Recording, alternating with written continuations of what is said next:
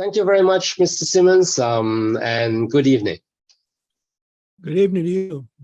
Hi, I'm Shuke, and I'm David. Hi, nice to meet you, Mr. Simmons. Nice to meet you. We are very honored to have you to have a conversation with us on Sam Peckinpah. We have just held our retrospective, and we are very happy because we have almost like an attendance of 85%.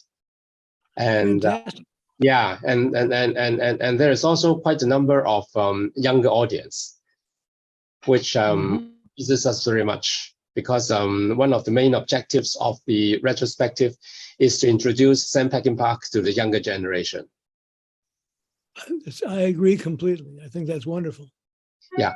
That leads maybe to my first question. Because we all know that, you know, Peckinpah comes from the 60s and the 70s, and of course, you know, in our mind, he's one of the greatest, if not the greatest, American director of that era. And but kind of sadly, his reputation after his death it's been, you know, almost like a 40 plus years, almost like half a century. Although, you know, there have been studies, there have been lots of writings on his work, comparing to other directors, whether it's from the States or from Europe. His reputation, I think, the enthusiasm or the commitment, passion devoted to the study of his films doesn't match actually his achievements. And certainly, I mean, he seems to, you know, it seems like as time goes on, the younger and younger generation know nothing, almost like nothing about him. And this seems to be a great regret to us. That's also one of our reasons for, you know, organizing this retrospective. I'd like to ask if this is kind of a correct or incorrect impression of Peckinpah. I mean, from your side of view. Well, I mean, I think that he has had a sort of constant interest. He was a very unique filmmaker who, I mean, he only made 14 feature films, but each one is an original. He did not simply repeat himself. He was interested in a great many things, and he expanded his filmography until the very end. I think that it's interesting. About 2 weeks ago here in Los Angeles, in Santa Monica, they had a 70 millimeter screening of The Wild Bunch. Wow. And it was completely booked, completely sold out. Right. And the audience was not just older people, which would be expected, but younger people and also women. Oh, so cool. his appeal is much broader than I think people realize, and I think it will continue to grow. I think that ultimately he was after the truth, and it wasn't always pretty. Right. It wasn't always easy, but it was because he just wouldn't leave things be. Nothing was superficial with Sam. He was really after something deeper, and I think that his films reveal that. I mean, I think they are constant.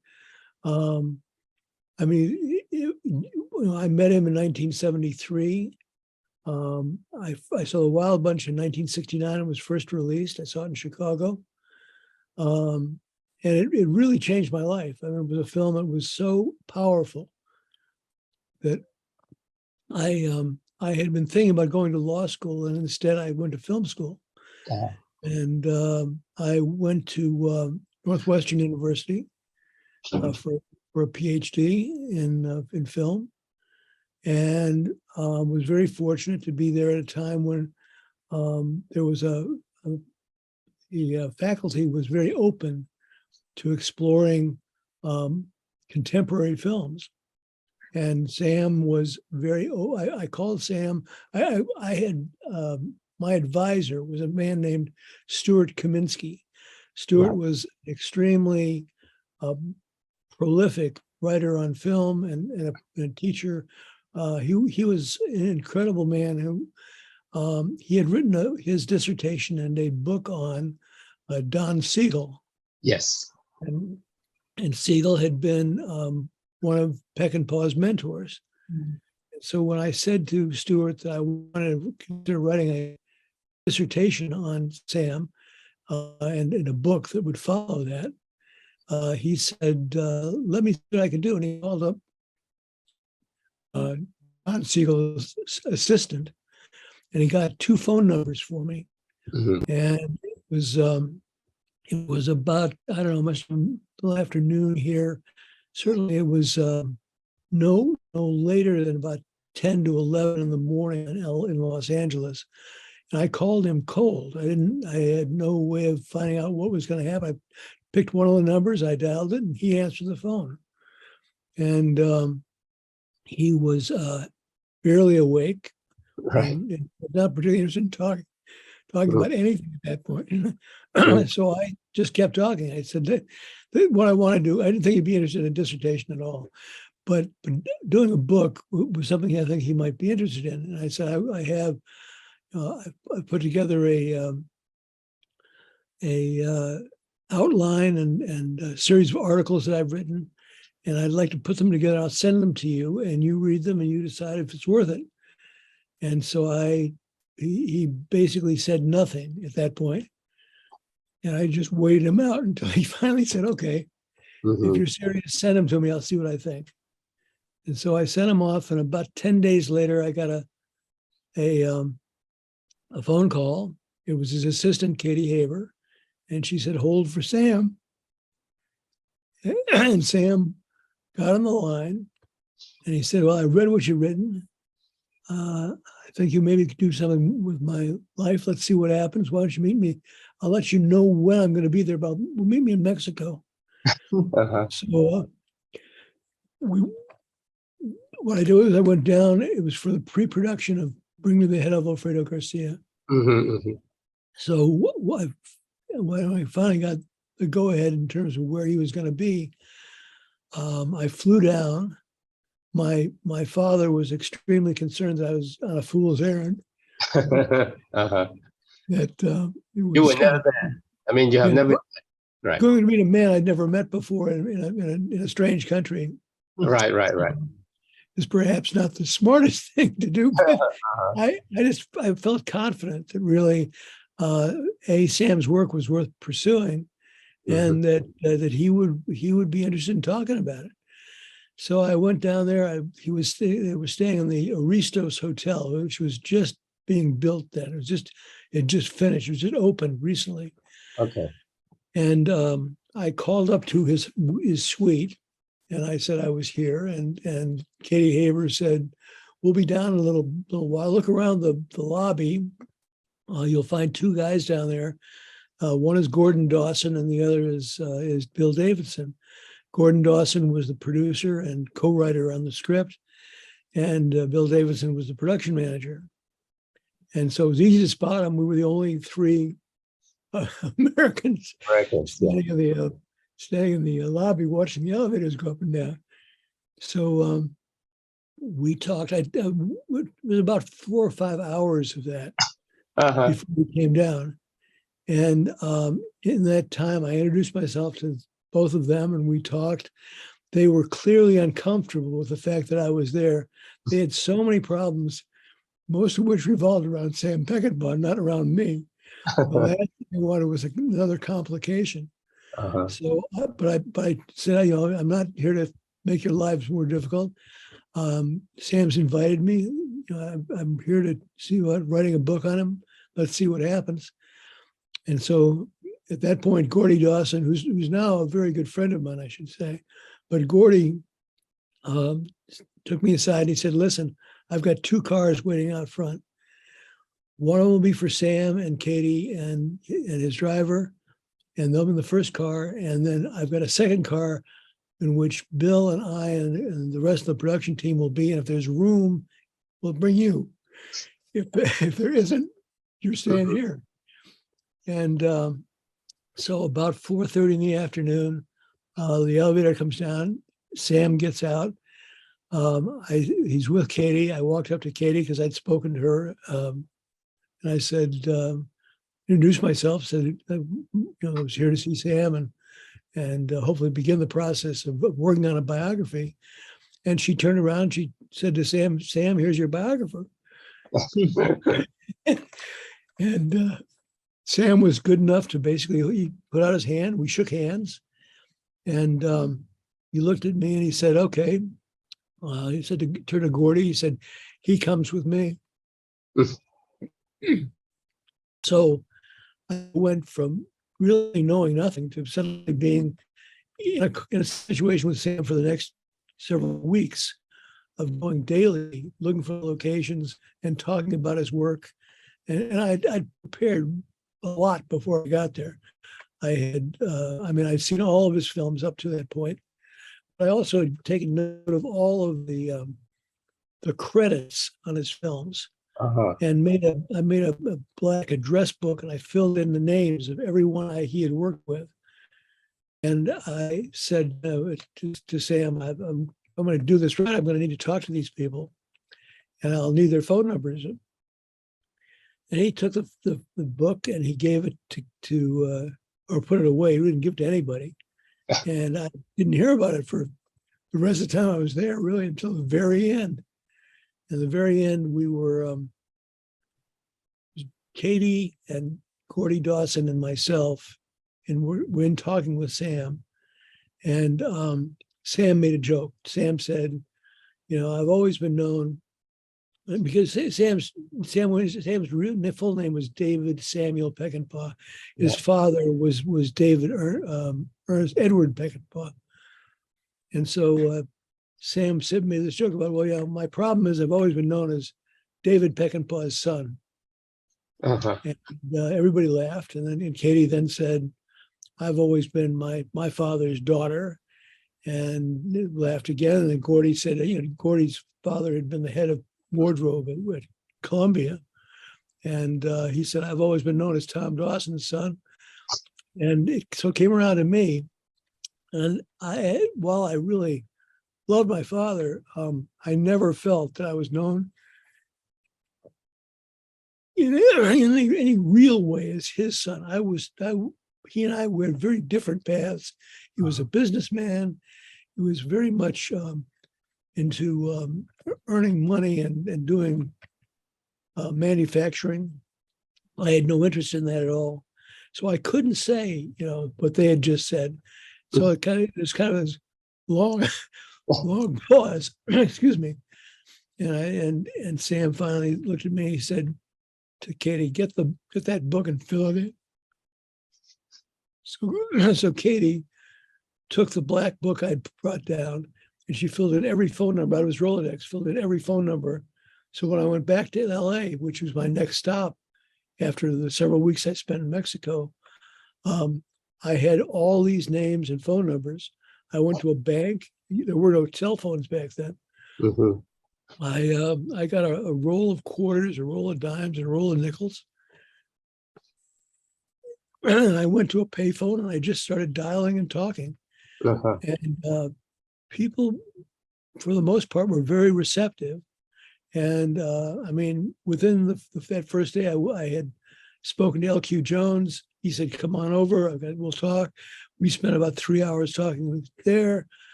Before I ever left Chicago, I'd actually done a really wonderful interview with Strother Martin, who had come to town on a junket for a film he had done called a series of S's, a snake film. I also done an interview with Jason Robards, who had appeared for The Misbegotten at a playhouse in I think it was like Winnetka or Highland Park, somewhere up the north of Chicago. And so I'd had some things going already. And then I had seen every film and really paid careful attention. I really knew them cold. and I knew who had written them, who had been part of the crew, who starred in them, or whatever, so that there was a lot to talk about. And Sam responded to that. I mean, he really was looking for someone who wouldn't sugarcoat the truth, but would talk about what it was he could do or did as a filmmaker. And so anyway, I went through that. I did about close to 100 hours in interviews on tape between Mexico with Sam and Gordy and Katie and everybody else down there, and Los Angeles. And I mean, Jerry Fielding was incredibly helpful, and so was his wife, Camille. So literally was everyone, with some exceptions. Steve McQueen was extremely hostile. Oh. It was his personality. I mean, I called him, and he wasn't there. He was then married to Ally McGraw, and she picked up the phone, and she was extremely interested in talking about Sam. She found Sam a fascinating personality. And so she said, well, call back and I'll make sure that Steve, when he gets here, talks to you, and we'll see what happens. Maybe we can come over. I said, great. Call back, and Steve says, Steve, when he gets on the phone, says, what do you want?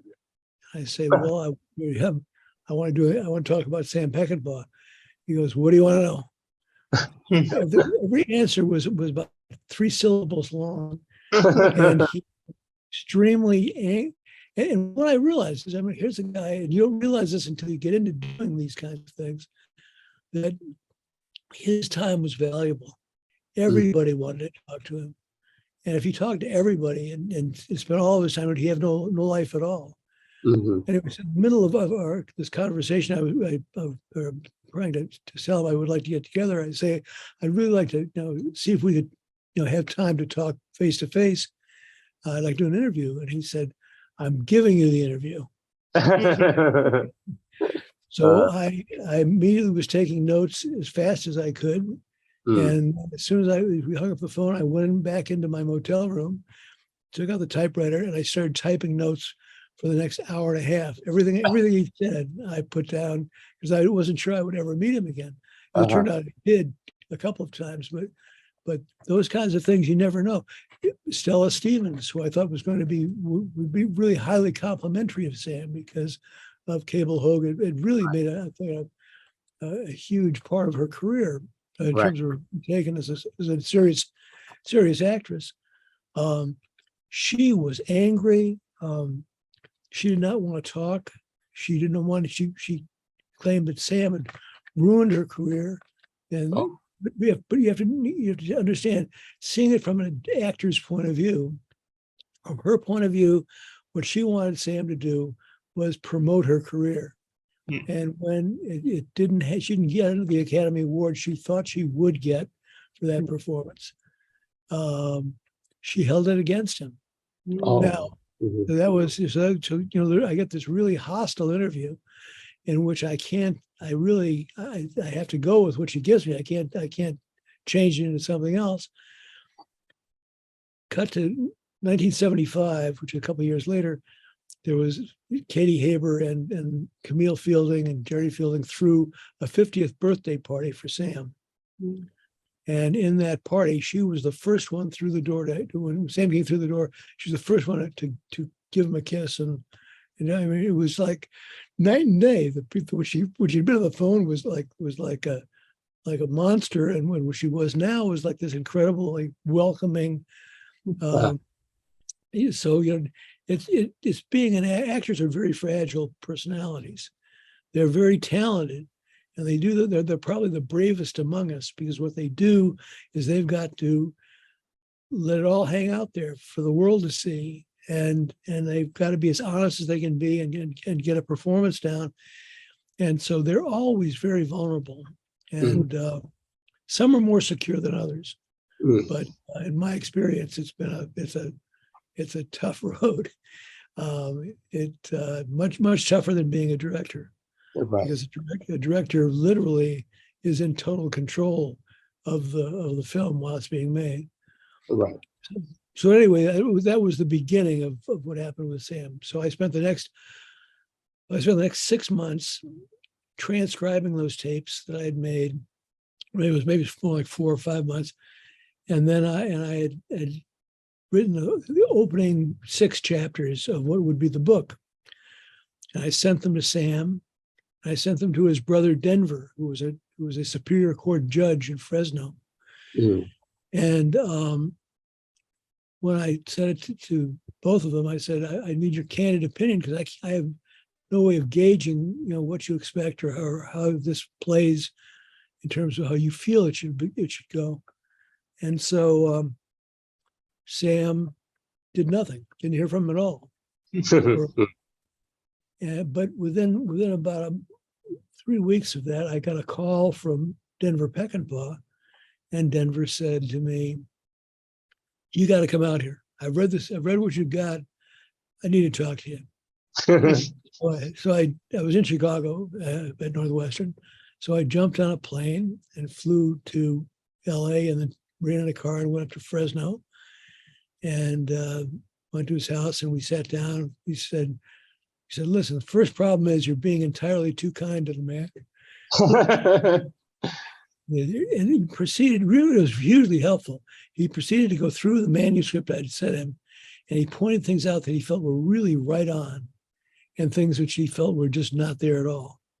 But based on that, I was able to go back to Chicago, throw out that entire first draft of 6 chapters, and start over again. And the book that I wrote was so much better because of that. And it was just a really hard-edged thing. And Sam, when he finally got around to reading the book, the manuscript that I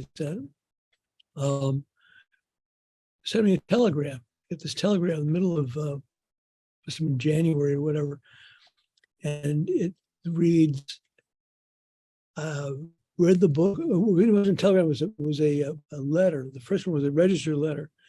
And he said, "I've read what you've written. I hate it. Stop writing immediately. I do not want this book written this way. If you're interested in a partner, I'll put you in touch with."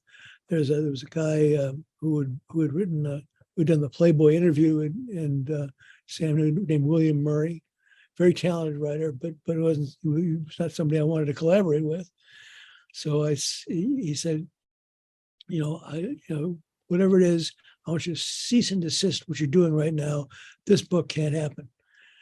Now, at this point, I've already gotten Denver's notes. I've already completely thrown out that draft that Sam's talking about, and I'm now about a couple hundred pages into the version that would become eventually the book. And Sam fires this letter off. I was so angry when I got the letter that I sat down at the typewriter immediately and dashed off a letter to him, which said, "Thanks, Sam, but you're a little late. Denver's already given me a course correction that I really have in the process of taking your life and tearing it from tonsils to scrotum with a pair of hot pliers. And when I'm finished, it's going to be my book on you, and not your book on you. And that if we reach a point that we can't tell the difference between piss and spit in a high wind, that's the way it goes. You're gonna have to live with that." I sent the letter off immediately, special delivery. And then I get a telegram back 2 days later, I guess. And the telegram reads, got your letter, write the book that way, love, Sam Peckinpah. So it was, but you have to really understand, Sam tested everyone. Right. He never accepted anything for what it was. He wanted to, if you weren't strong enough to stand up to him, you weren't going to wind up being there very long. And if I had folded, if I had basically said, "Oh, I'm really sorry, I can't," then that would have been the end of it. But because I wasn't, I was just the opposite of that. He had, I think, recognized that I was serious and that what I was writing was going to be worth reading. And so the book went forward from there. Uh-huh. What's the difference, the main difference between your first version and the version after you've discussed with Denver? The first version was filled with too much admiration. Yeah, it was too easy on him. It really was, and I didn't know at the time. I was trying to get when you're writing a book on someone's life, you try and gauge where they are, and figure out what it is that you can fairly address. You don't want to compromise what you're writing, but at the same time, you need a way of gauging which way the wind is blowing, and so that was the whole purpose of that anyway. I can tell you with some certainty, I don't think I ever would have published the book that I had written. The first 6 chapters I'd written. I had written them as a way of gauging what Sam's thoughts were, and once I knew what he was extremely hard. Sam was willing to look into the fire and see what was there, and then capture it on film. I mean, he was ruthless with the truth. He made a lot of enemies because of that. He wasn't willing to simply roll over. In some ways, he courted that kind of controversy. He wound up truly at odds with virtually, not all, but virtually all of the producers he ever worked with. Some of it was generated by him. If it wasn't going, if there wasn't a conflict there, he got one going. And he worked off of that, the energy of that. He really found himself in need of a foil, something to bounce off of, to make get his energy up and sharpen his perceptions. And so, literally, he was not an easy guy to deal with, but he was, from my perspective, he was remarkably fair and certainly as generous as I could possibly have hoped. I mean, for me to call, at the time I called him, I was 30 years old. Sam was 48.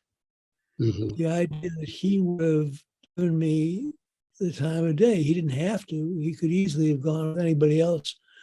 But he was looking for something else. And because I was, A, I was prepared, and B, I had a point of view that was pretty, I felt pretty honest.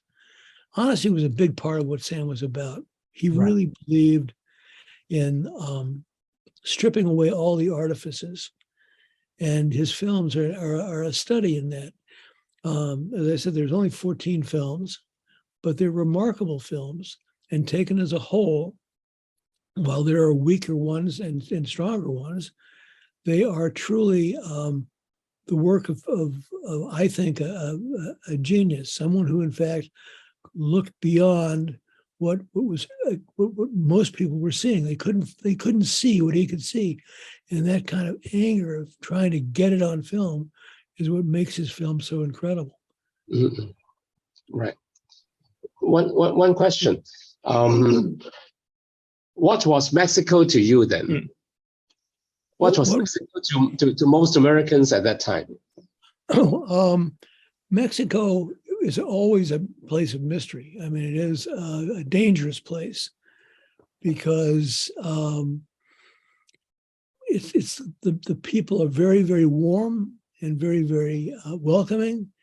And at the same time, things can change in the drop of a hat. I can remember standing in a little village called Huitzlac, where part of Alfredo Garcia takes place.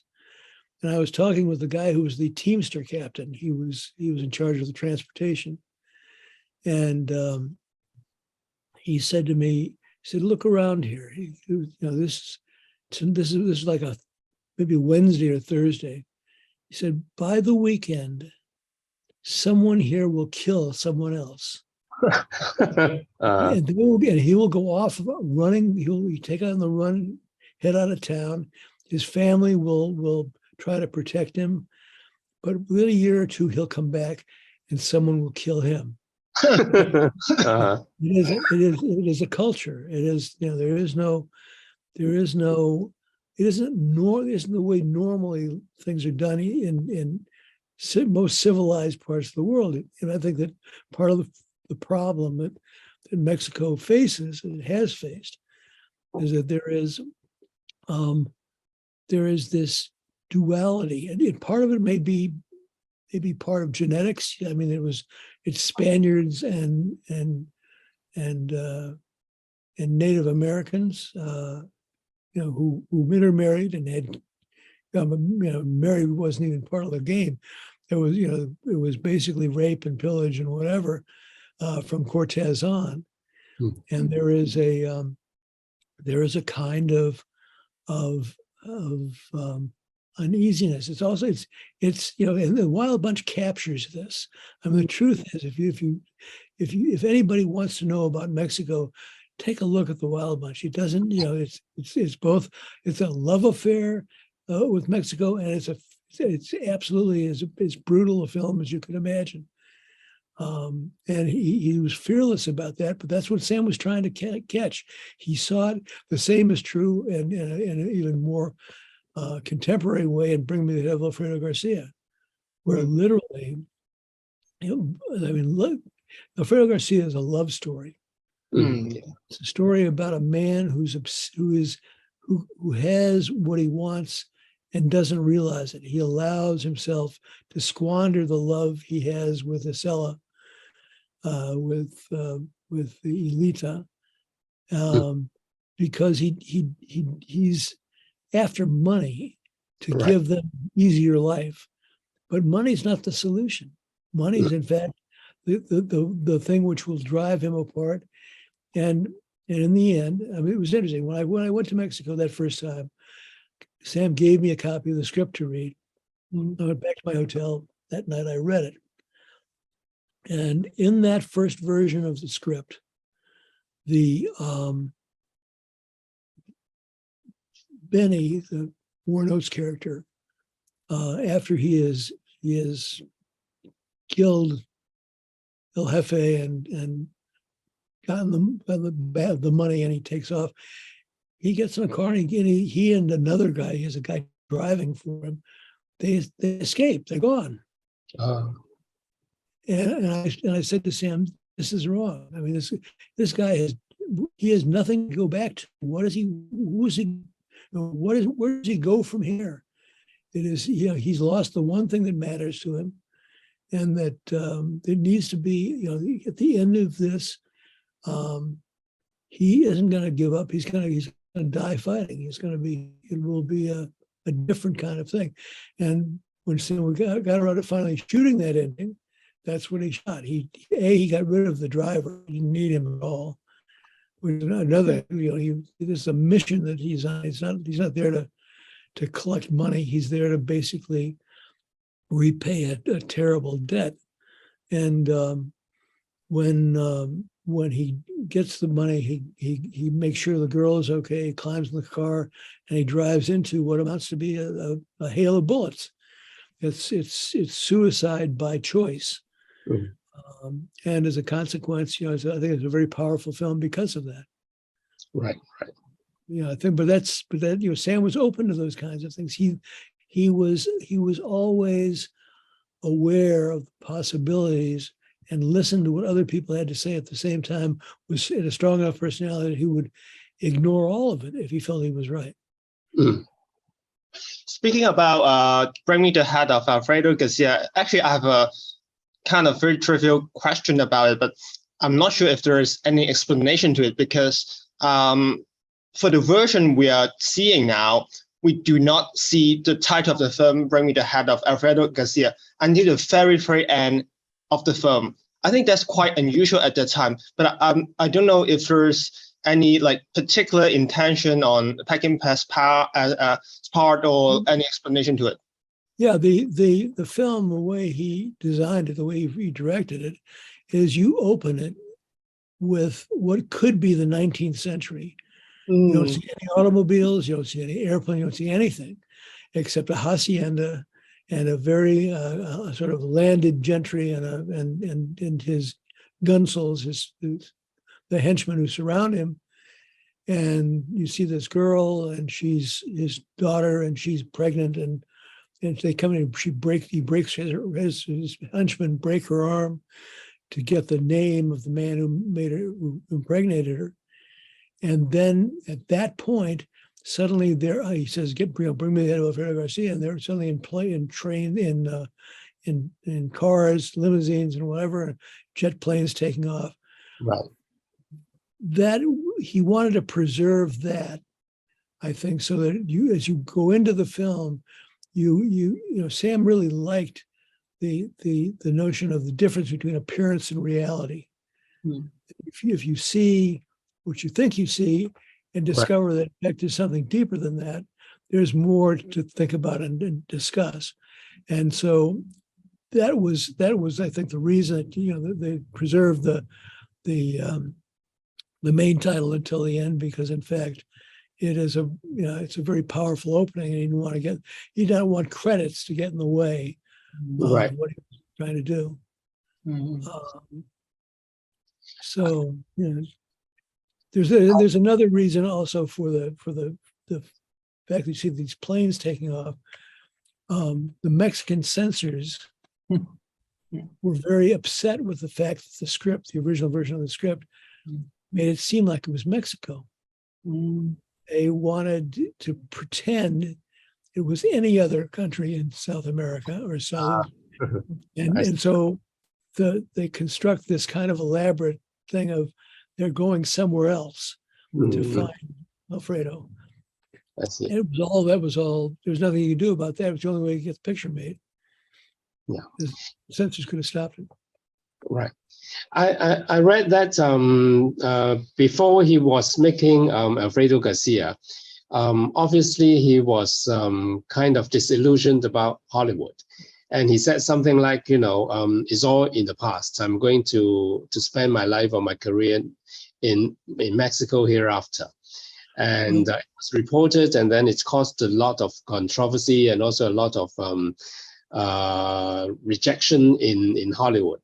The unions what happened was they were making Alfredo Garcia in Mexico. It was entirely shot in Mexico. The cast and crew were primarily Mexicans, and the American unions raised the specter of this is a runaway production. This should have been made in America. There's no reason he should be making this in Mexico or anywhere else. We have all the craftsmen, we have all the equipment, we have everything here. Why would you go to Mexico and whatever? And Sam basically at that point was so infuriated with that whole notion. And his co-producer on the film, Helmut Dantin, felt the same way and spoke out against it as well. But he said, you know, at that point, he applied for Mexican citizenship, and he started to form a company, the Sela Vega, and I guess Emilio Fernandez, and I forget who else. It didn't actually get off the ground, but it was, you know, I think Sam was forced to recognize that that living in Mexico would not be as easy a thing as he thought. And if he wanted to continue working, he had to remain an American filmmaker, not someone an expat living in Mexico City or wherever. But that was what happened. It was literally because he was being accused of having a runaway production, and he was livid over the fact that they would suggest this, because if you just read the script, you would see that in fact it was something not intended to be American at all. This is, you know, there's nothing in that film that looks like it could be shot in the back lot at Paramount. You know, it is really a film that is, and Sam really loved that sense of reality. I mean, he'd done Straw Dogs in England. You know, he did Cross of Iron in Yugoslavia. He liked the feel of things which were closer to the bone than just doing a replication of what everybody would consider to be a story about Mexico. Speaking about Mexico, I know that Sam Peckinpah's fascination about this place started a long time ago, very early on. For example, he set Major Dundee in Mexico, and I think he cast actresses from Mexico, and eventually they become husband and wife, so on and so forth. So from your perspective, what's the fascination of why Sam Peckinpah loves Mexico so much? What does it mean to him? Well, when he came back from World War II, he was in the end of the war. He volunteered for the Marines, and he was sent to China. Oh. And he really liked the feel of finding a culture that was not as superficial as American culture could be. And he even at that point, when he was being discharged, asked to be discharged in China if he could.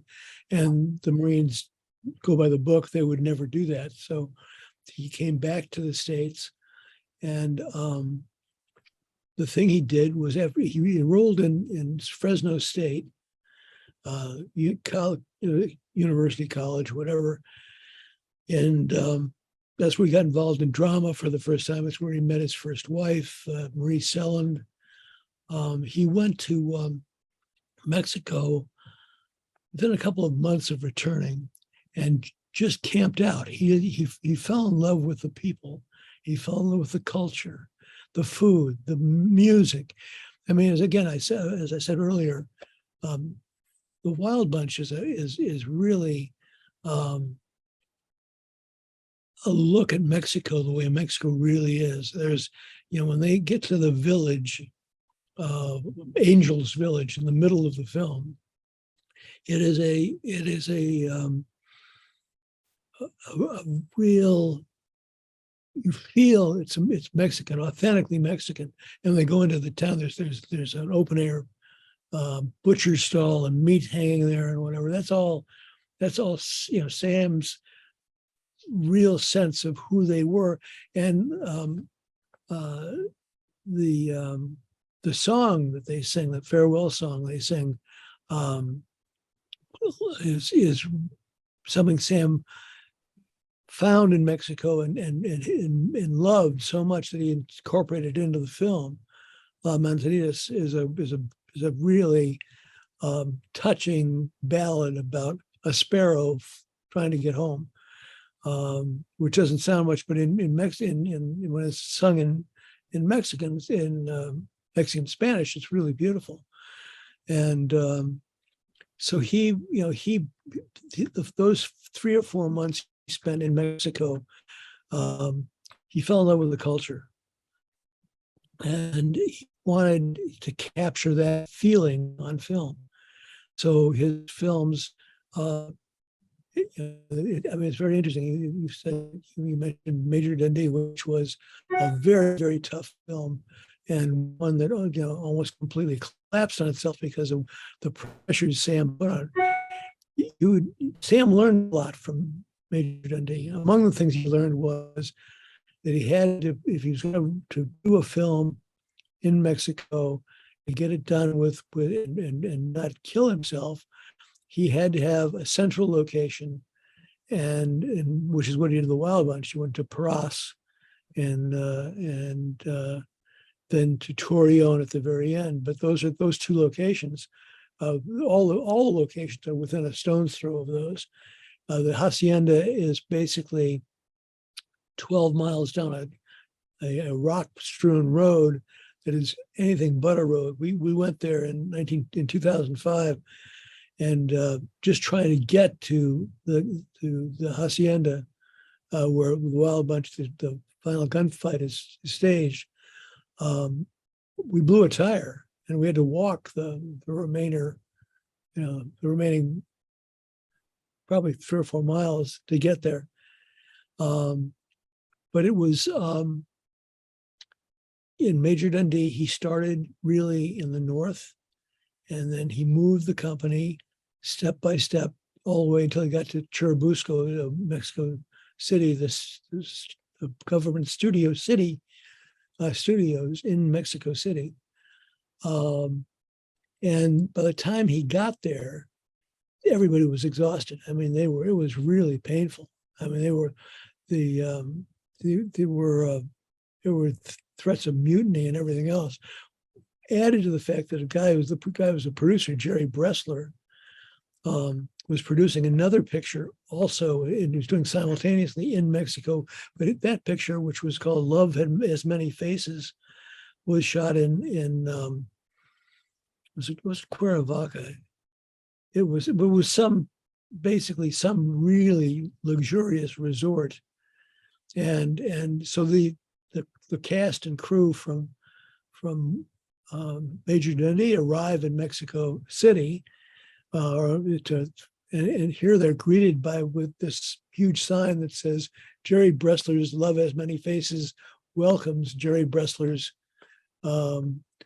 Major Dundee. Sam was livid. The people who worked with him were so pissed off they could barely.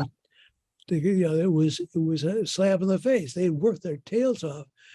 I mean, there was when you see Major Dundee, there's the fight at the river. Those are real Yaqui Indians. Sam drafted to play in the film, and as a consequence, there were some accidents because they really got into it. It was one of the stuntmen, a guy named Bobby Heron, was shot in the back in the middle of the river fight. Now they're shooting blanks, but when you put the muzzle of a gun shooting blanks against your flesh and pull the trigger, all the garbage that's in there, the wadding and whatever comes out. And it's this terrible wound that Heron was sent back eventually to the States, and he was 6 months recovering from that. So it was not an easy picture, to say the least. But as a consequence, if you look at the way Anusha develops, the wardrobe man on the film, and he was remarkable, is Gordon Dawson, and Gordon Dawson was sent down there by his father, Tom Dawson, because the show was in trouble. The reason it was in trouble was they had a guy named Jim Silk had designed the costumes, and the original costumes, once were made in the States, were done in cloth. They really looked fantastic. They were very realistic. The ones they did in Mexico, the doubles and whatever, were all made of synthetic. I mean, they were terrible in terms of you look like two different armies. There was no comparison between the work that came down with they brought down with them and what they had to back it up. So Gordy Dawson basically took over the wardrobe department, and he is an exceptionally gifted guy who has an extremely good eye for detail. And Sam recognized that. And as a consequence, by the end he had fought to get him on the Wild Bunch because Gordy didn't want to. Gordy was right by that time had sort of taught himself to write. The last thing he really wanted was another job in the wardrobe department. And Sam basically said to Phil Feldman, who was his producer on Wild Bunch, I don't care what you've got to pay, you pay it. He's got to be there. And so Gordy got paid something like twice or three times what normal wardrobe man would be paid in order to take the job. And at the end of the film, Sam basically said to Gordy, if you're interested, I'd like you to help me produce my next film, which was Cable Hogue. And that's how Gordy moved from, and he also did some writing on that. So his career really came out of an improbable place. Not very many wardrobe men wind up becoming writer producers. But it is these films are each is his own story. It is a fight. I mean, when Sam at the end of Cable Hogue, which was a brutal shoot because they shot at a place called the Valley of Fire. The Valley of Fire is outside Lake Mead, Nevada, Las Vegas. And unlike its name, they had nothing but rain. They'd written this script for this part. The theme of the film is he's dying of thirst in the desert, and he finds water. And well, that wasn't the way it worked out. They had to contend with terrible weather all the time. The rains came, and it drove everybody a little crazy. They spent, and as a consequence, a lot of the guys who started that film, men and women who started that film, and the crew, wound up going home on the bus because they really were so angry, or they didn't do something that Sam disagreed with, and the phrase used to be, put him on the bus. Well, when they finished the picture, Sam decided as a token of his esteem for those who survived, the ones who were still on the picture, who were there from the beginning, would be given a medal. And then the medal had on it the Battle of Cable Hogue. As a consequence, from that point on, every film he did from that point on, he gave out medals to the crew who were loyal to him. And he was a very loyal and eccentric guy, but he was worth. His films he made were worth watching, and they are today, and they will continue to be. I mean, my belief is, when I first met Sam in Mexico, one of the questions he first asked me that first day was, "Why do you want to write a book on me?" And I said, because, and I say this again today, because 100 years from now, so we're still projecting film on a screen somewhere, your films are going to be among them. And certainly Wild Bunch is first of those. I mean, but there are just, each of those films is unique. There's an interesting thing that happens with Wild Bunch. Wild Bunch has, it elicits this incredibly visceral response. Anybody who sees it, you can't just say, "Oh, well, it's just another film." It's not. You're really, you're moved. People walk out of the audience, out of the theater. Don't stay for the end because they're so upset over what's going on. In fact, I mean, that's the reason I wound up, so kind of a digression, but I had been married at the time. I saw it. I didn't see it. I saw it with my brother, and then I was so taken with the film, I went back to see it about a half dozen times, and I brought my then wife with me. And I said, "You got to see this film. This is just an incredible piece of work."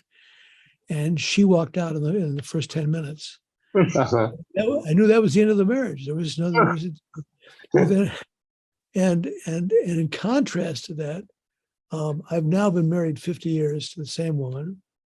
And when we met shortly thereafter, the Wild Bunch was shown at a midnight showing at the Playboy Theater in Chicago. And I asked her to come with me because I figured I'll find out right up front if this is going to work, it's not going to work. And she loved the film. She'd been a Spanish major and a history major in college, and she just fell in love with it. And as a consequence, I mean, as I said, we were married 50 years ago. And so, for me, it was a way of it's a test of love. Exactly. So, right. But go ahead. Yeah, we know that Sam is notorious for firing his crew. Of course, those who stayed with him, and also particularly the actors. I mean, it seems like most of the actors loved him so much and are very, very loyal to him. But absolutely, yeah. At the same time, he fired the crew all the time. What do you think about that? I mean, is there a reason for that, or? Yeah, I mean, basically, Sam, I don't agree with it, but there is a way of getting people's attention by picking somebody and saying, "You're out of here," and you for some reason. It isn't arbitrary, but I mean, Sam's biggest beef with everybody in the crew was he would say this at the beginning of every picture: everybody has to read the script. You have to know what we're doing and what's coming up. I don't want people kind of just hanging around saying, oh, well, it's another picture. So the guys who get fired were frequently guys who made mistakes that were obvious to Sam. They should not have been made. And as a consequence, he went through, I think there was something like 35 different crew members sent back to LA out of Cable Hogue. Right. But that was because he expected a lot more. He expected a huge amount from himself. And as a consequence, he expects it from everybody else as well. And I think you've got to, if you aren't willing to give 150%, then you probably shouldn't be there to begin with, because he's not going to be easy on you, and the picture's not going to be easy on him. Right. So it's just the way it is. And Alfredo Garcia seems to be the only film that that is not butchered and that is not re-edited by the producers or the studio. Again, why do you think this is accepted? Because that it's interesting that film Sam had hanging around for about several years prior to ever getting around to making it. And when it was made, the producer was Marty Baum. Marty Baum had been the producer also.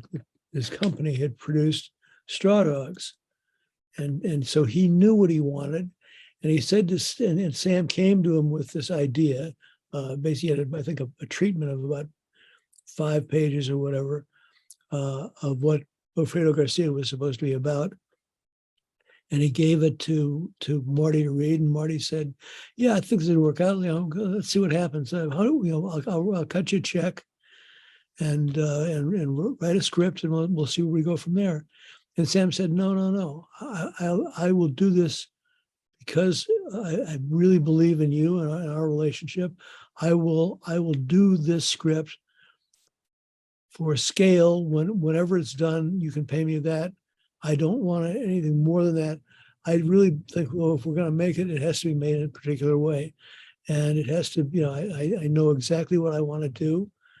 And Baum was so impressed by that Sam was willing to basically not, I mean, it's a business where people nickel and dime you all the time.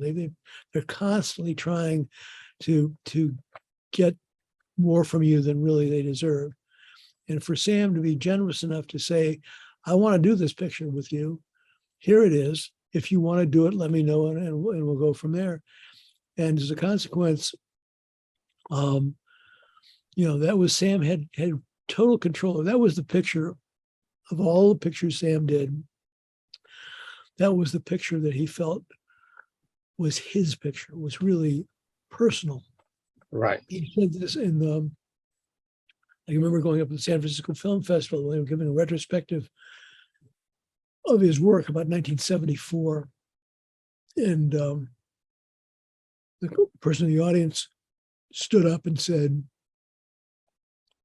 "When are you going to make a picture that really is just a pure Sam Peckinpah film?" And his response was, "I just did. It's Alfredo Garcia. You take a look again."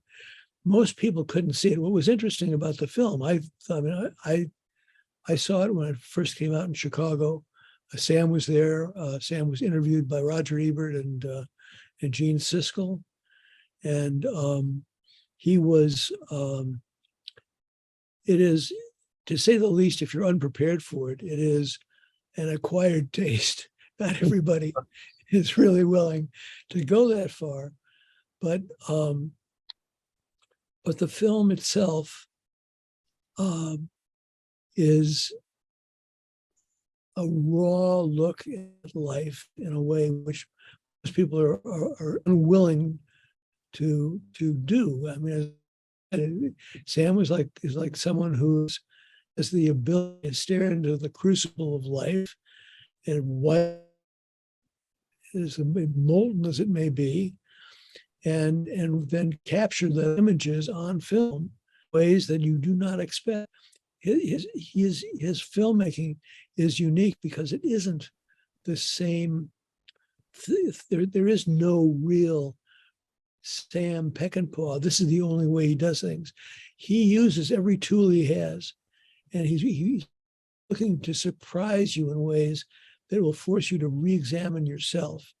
I mean, in Alfredo Garcia, there's an incredible scene of a would-be rape scene of Estela Vega, and Warren Oates and Estela Vega have stopped along the road, and they're accosted by these two bikers, Chris Christopherson and Donnie Fritz. Donnie Fritz was actually Chris's keyboard man in his band. But it's clear that Chris, the character he's playing, which is named Paco, is going to sexually attack Estela. And the normal way that would go is he would just, you'd be take her off to the woods or whatever and do what we're going to do, and then no one would have any way of stopping it. Instead, what Sam does is really interesting. He instead of it being Christopherson who's driving the scene, it's Estela Vega who's driving the scene. She's the one who says, "No, I'll go with her." She tells Benny, "Don't go. I know my way this way. You don't. Leave it to me." And she basically, she slaps him, he slaps her, whatever. She will not bend. And so what was a rape suddenly becomes something totally different.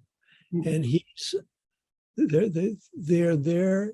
And by the time Benny disarms Donnie Fritz and comes running with a gun, what he finds is she's not being raped. So when he kills Christopherson, which he does right at that moment, he's really doing it for himself. He's not doing it for Estela. She didn't need to be saved. Those kinds of I think really interesting reversals of what your expectations are make Sam's work especially extraordinary. And it's the reason that his films, I think, will continue to be seen for as long as we have a way of projecting them. I think Sam Peckinpah's treatment to women, especially in, for example, Bring Me the Head of Alfredo Garcia, and particularly in Straw Dogs, the very famous rape scene, caused him under attack at that time and for many of years. What do you think about Sam Peckinpah's view on women in general, or his treatment to the female actress in his film? Well, the actresses loved him, I've got to say. I mean, despite what people would like to believe. I mean, Susan George, her career was basically made possible by that film. Straw Dogs was the pinnacle of her career. She did an incredible performance, and Sam helped her get there by basically, again, doing what you don't expect. Now she's the guy Dill Henney, who's the actor who plays Charlie, comes into the house. She lets him in. Then he slaps her. She slaps him. They have this thing, and he throws her down. And clearly he's in command, and she can't avoid it. But she also has been attracted to him. She has a history with him going back to when she was growing up in this town. And she winds up allowing him to make love to her. And what Sam is doing is really extraordinary. As that finishes, there is the Ken Hutchinson character who will attempt it. It's up for debate whether it's sodomy or it's sexual penetration from behind, but whatever it is, that's the rape. Right. Sam is differentiating between the complexities, the way in which human beings sexually interact, and the way in which rape takes place. And as a consequence, rape is not rape is not a sexual, not sexual gratification. It's a crime of violence. Right. And he makes that very clear. And I think that, you know, in many ways, that's 1971.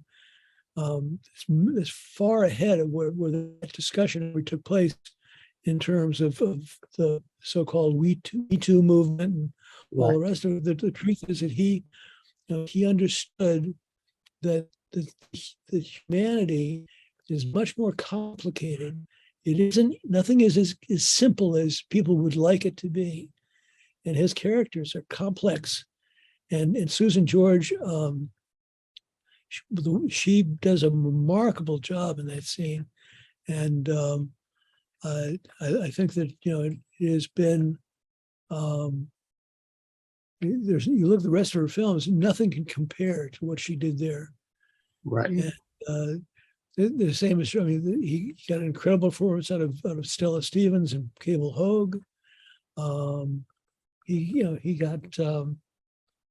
continued to find women really love him. Ally McGraw, Right. did not say enough about him in terms of how attractive a man she felt he was and how powerful a director she felt he was.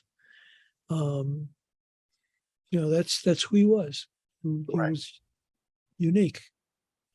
Yeah, indeed. I mean, when we're looking at the films, I mean, as a whole, I mean, all these 14 features, we also discover that, you know, the power of his depiction of women and how important the roles played by women. Yes. And actually, most of the films are driven by the women characters. Yes.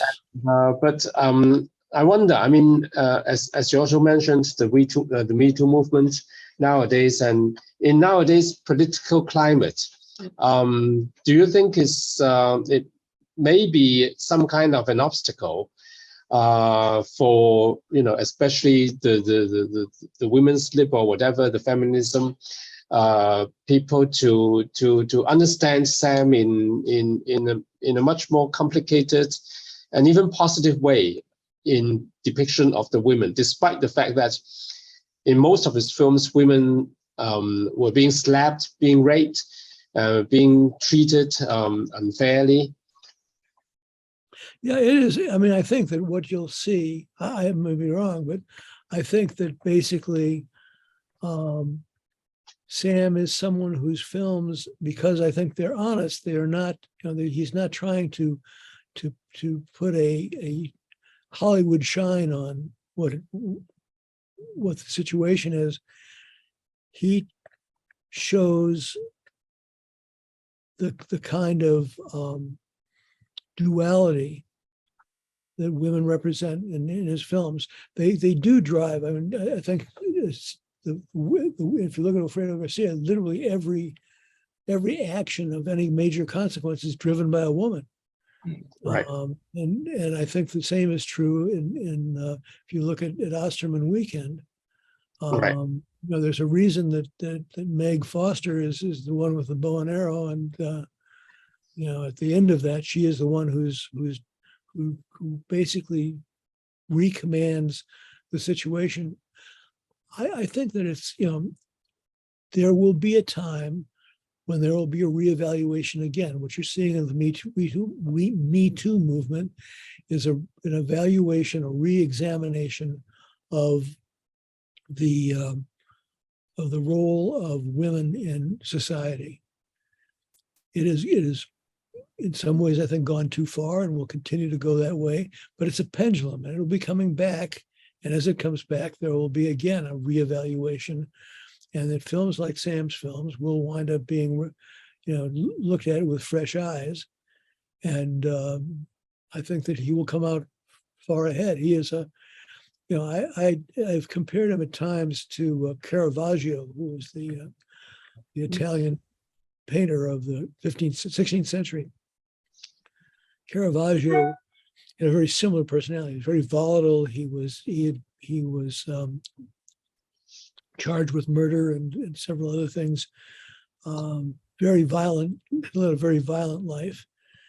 And when he was returning from Malta, he'd been essentially exiled from Rome by the Pope, and he was trying to get back to Rome to re-ingratiate himself. And he had done all these paintings, and he came back with them on a ship, and the ship was stopped in Naples or whatever was along the way, and he got lost or whatever, and wound up dying. He did not make it. He was essentially only about 32 or 3. He was not a very old man, Right. but that it was said at the time that because his paintings survived, that the best of Caravaggio has survived. And in some ways, I feel the same with Sam. Sam gave up everything for his films. There was every relationship, everything took second place to what he was, what he really believed. And you mentioned Begonia Palacios, who was his Mexican wife, by whom he had a daughter, Lupita. When we were in Mexico, my wife and I were in Mexico on Alfredo Garcia. She had the baby, and the baby was finally out of an incubator, and she was with the baby, and she asked her brother, who was Sam's driver, to bring her out to the set so she could see Sam. And her purpose in it was really to try and get them back together again. Anyway, Sam invited my wife and myself to have dinner with the two of them, Sam and Begonia. And they were like, it was a really lovely evening. They were very much in love, even though it would have been, Sam had insisted she leave before, and she was coming back now to try and reapproach him. At any rate, the conversation went on. We were drinking and having dinner and whatever, and finally she said something. I don't remember exactly what, but whatever it was, Sam turned on a dime and told her to go. And she knew she had crossed some imaginary line. And so she had wanted to go. She I guess what she said to him was, "Oh, why don't I go back to Mexico City? I'll bring our daughter out, and we'll be like a family again." And Sam was absolutely refused, would not do that, told her to get away. And so she was driven back to Mexico City. And as we were talking afterwards, Sam said to me, "You understand why I did that?" And I said, "Yeah, I do. I understand." He said, "Why?" I said, "Because basically the film comes first. That what you're working on is more important than anything else in your life." And he nodded and he said, "Yeah, you got it. That's right." Right. And that is it. There was nothing. He was a driven man. The reason he died at 59, and he looked like he was 80, was that he was unrelenting on himself. He could not stop, and that it all wound up on the screen. He would not, there was the one thing that really mattered to him. We all know that he was addicted. In the later part of his life, he was a drunkard. Obviously, he must have been very conscious about that. But this kind of obsession, this kind of obsessive personality and kind of a self-destructive and suicidal. Sam was self-destructive. He was also had an addictive personality. Now, he grew up in a household that was very much into alcohol. I mean, they drank and they drank and they drank, all of them. Denver Peckinpah, their father, alcohol was part of the deal. And I mean, in writing this book, I went through, I can't tell you how many with Sam, drinking with Sam, because it was the easiest way to talk. I went through an awful lot of very mediocre Mexican brandy, but it was worth it, because ultimately he completely relaxed and we talked and whatever. Now that's Alfredo Garcia. On his next film, which turned out to be Killer Elite, which had problems. Part of the problem was that Sam was originally supposed to do a film called The Insurance Company for Joe Wizan at 20th Century Fox. And he was on the lot and had a bungalow on the lot. He was working on the script, whatever. He could never come to agreement on the script, and the deal eventually fell apart. Now with Sam, because of being blacklisted following Major Dundee, Sam was paranoid about not working. I mean, if you look at his career, he very, very short, one film a year or more over a period of about 6 or 7 years. I mean, it goes, from Wild Bunch to Cable Hogue to Straw Dogs to Junior Bonner. Junior Bonner, he actually came back from England early and forfeited a lot of money because of the tax codes, because he wanted to do Junior Bonner. He was that serious about it. But The Getaway, Pat Garrett, Alfredo Garcia, they were all, it's incredibly intense creative period in his life. Right. When he had he told him taking Killer Elite because he had nothing else to turn to at that point. He did not want to spend a year not working. Now, the book was based on a book by a guy named Robert Rustan, and the original script was set in England by Reginald Rose, and it was a pretty good script, actually. And Sam wanted to do it in England.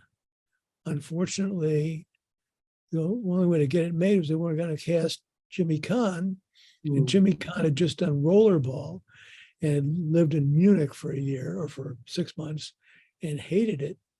Felt like living out of a suitcase. He wouldn't do that again. He refused to leave America. And so the compromise was they would shift it to San Francisco, turn it into Kung Fu was very popular then. And they brought in Sterling Silliphant, who claimed to be some sort of black belt, and his wife Tiana, who was also a martial artist, supposedly. And they rewrote the script. First Mark Norman and then Sterling Silliphant rewrote the script into what it is now. Only in the course of doing that, they were moving so fast, the script really didn't work. And Sam wound up working on it frequently with Burt Young, who was an actor on the film and who's also a fairly decent writer. But they just were constantly you can't do that with a script. A script for a film is the blueprint for the film. It really, you need to have something that anchors your vision. You can't just arbitrarily decide, oh, we'll do this now this way. And because when you go to cut it together, it won't work. And then for example, in Killer Elite, there is a point where Robert Duvall, who's really the heavy in the film, and he's the one who cripples Caan, is killed. He's killed about 3/4 of the way through the film. Terrible decision, because ultimately it means you've got to invent another character to take the place of Duvall. They make Arthur Hill as Cap, whatever his name was, who's a CIA agent or something, and he becomes the sort of bad guy and has to take care of. But all the wind goes out of the picture the minute Duvall is dead, and they didn't, they didn't catch it until they'd shot all this stuff. Part of the reason for that was Killer Elite was the film in which Sam became addicted to cocaine. Alcohol he could handle. Alcohol, in fact, sort of liberated a lot of his sensibilities and his creative sensitivity.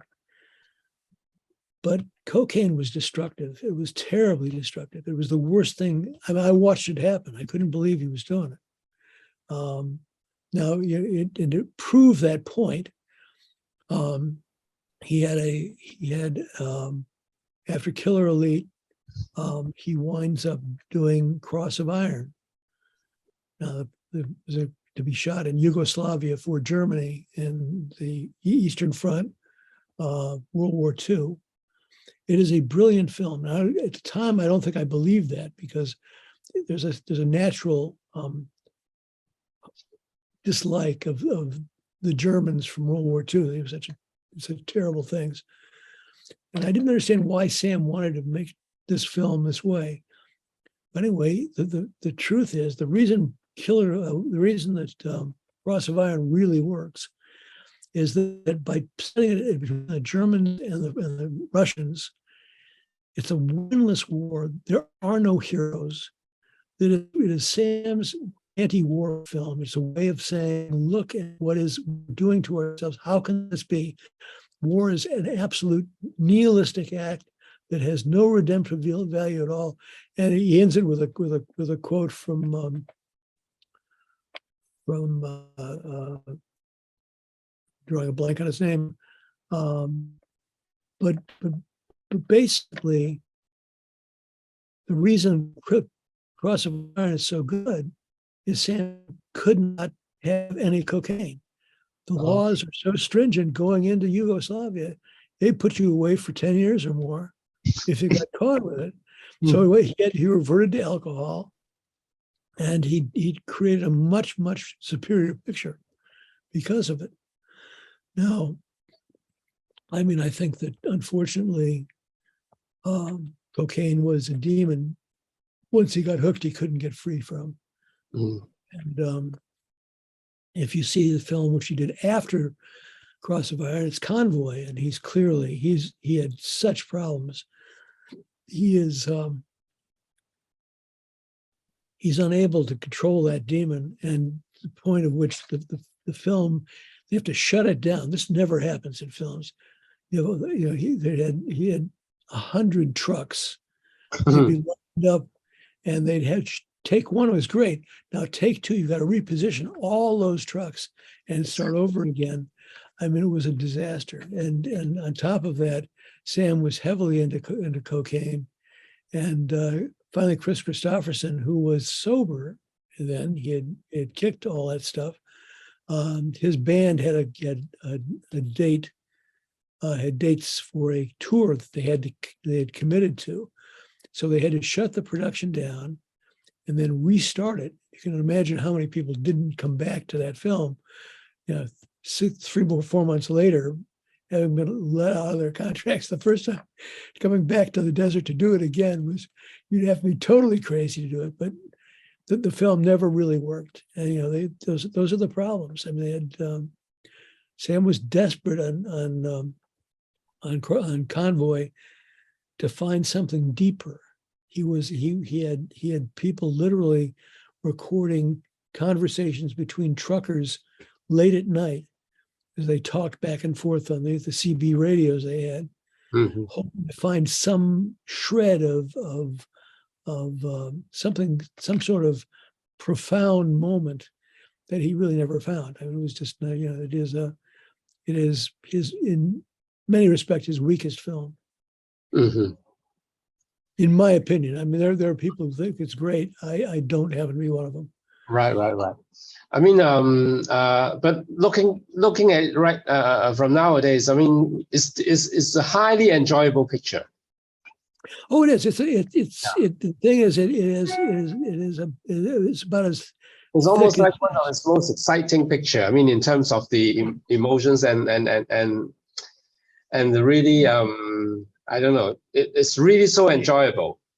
Yeah, no, it is what gets called in America a popcorn film, right? Yeah. So it's very interesting, and it's also very kind of maybe ironical. I mean, considering the fact that as you have described it, the state. It is ironic. Yeah. This would be. But I mean, my I guess my point would be that if But sure, I understand your point of view, because we were also amazed that, I mean, how did he make that, especially for the trucks? I mean, once you have a no good take, you have an NG take. I mean, how are you killing? It was a killer. And get them back to the original position? I mean, it was, you know. No, after all that, I can say that I saw Sam's cut of that film before he was forced off the film. And it was so much better than the one they released, I feel. I mean, I thought it was, but it will never be seen because it was never, you know, it was at that point an assemblage, and it was not, the people at EMI were not about to reissue it or to take what Sam had done and put it to give it to film. They once they cut the negative, that was the end of that. Right. But I mean, I realize what you're saying, and I don't, you know, as I say, there's a huge group of people who think it's a great film. My answer to that would be, if Sam had only one film to be remembered for, and it was sort of the Wild Bunch, it is Convoy. Who would bother? I mean, I don't think there's, you know, I don't think there's much to hang on that film that really makes a difference. Right. And I think that they would like it to. I mean, Sam, every film Sam did wanted it to be more than it was, but you know, it's not always possible. Right. You've got to have the footage to do it. I mean, Garth, who was the editor on it before he was forced off as well, he was called into the offices of EMI, and he said, you know, what can you do to save this film? What do you do? And Garth said, well, we do this, and we do this, and we do this. And they said, well, then just do it. He says, I can't. I don't have the footage. There is nothing, you know, we don't have the ability to make the film that it should have been or could have been. So that's, you know, that's filmmaking. It doesn't mean it's not worth seeing, and that there aren't things about it that are worth time. Sure.